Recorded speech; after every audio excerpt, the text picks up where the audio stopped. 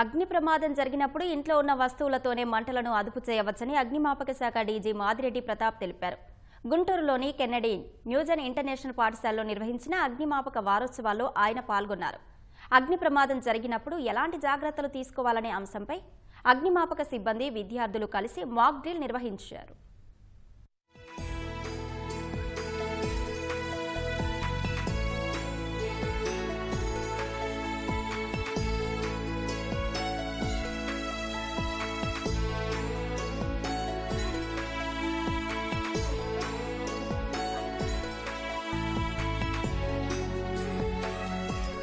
దేశంలో ఏంటంటే mock drill అని చెప్తాం కానీ ఎవరు చేయట్లా.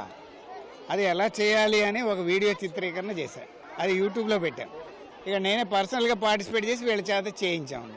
మన ఇళ్లలో ప్రాథమికంగా ఉండేది ఎల్పిజి సిలిండర్. చిన్న చిన్న ప్రమాదాలు జరిగినాయి అనుకోండి, దానికి కంగారు పడకుండా ఈజీగా అటువంటి ప్రమాదాన్ని ఎదుర్కొనేటువంటి పద్ధతుల్ని మనం డెమాన్స్ట్రేషన్ చేసాం.